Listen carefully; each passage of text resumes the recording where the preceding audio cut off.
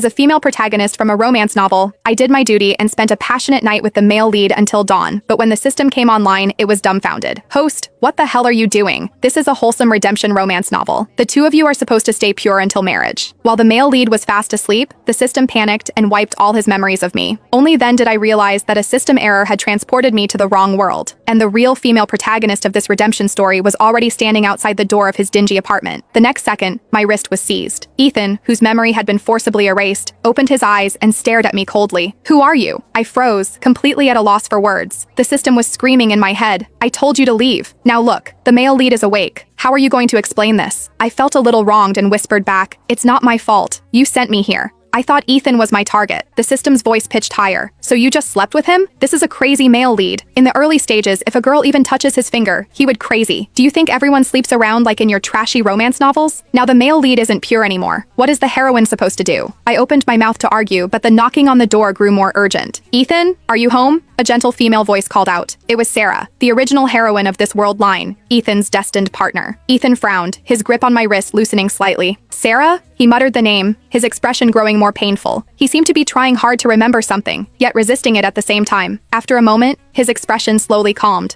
A hint of unconscious tenderness crossed his brow. Wait a second, I'm getting dressed. He raised his voice to shout through the door. Sarah's crisp laughter rang out. It's okay, I brought you breakfast. Hurry up and get ready. Didn't we agree to go sketching together? Sketching? Ethan rubbed his temples, a flicker of confusion in his eyes. He looked at the scattered sketch paper and paints on the floor. On the easel stood an unfinished painting. A woman in a white dress lay on the grass, chin in her hand, reading a book. But the woman's face was blank, yet to be painted. Ethan lowered his eyes, staring at the painting for a while. Suddenly, he turned his head to size me up. Then he spat out cold words. Take it off. I blinked, confused. Take what off? Ethan pursed his lips, pointing displeasedly at the dress I was wearing. This was the gift he gave me after our date yesterday. He worked at a convenience store for $13 an hour. I didn't know how long he had to save for it. The system shrieked again. Take it off quickly, host. That dress is the token of love between the leads. The male lead cherishes it. In the original plotline, the heroine was like a lively little sun, approaching the male lead and warming his heart. Ethan, however, remained lukewarm. Out of politeness, he gave the heroine a white dress as a birthday gift. It wasn't until he went sketching in the wild with the heroine. Ethan set up his easel to paint the scenery. The heroine in the white dress danced nearby. Ethan, while painting, inadvertently glanced over, and in that moment, fell in love forever. From then on, the heroine's unrequited crush became a mutual romance. Therefore, this white dress was crucial to both of them. With the system urging me on one side and Ethan's cold, unfamiliar gaze on the other, I was panicked to death. I scrambled to take off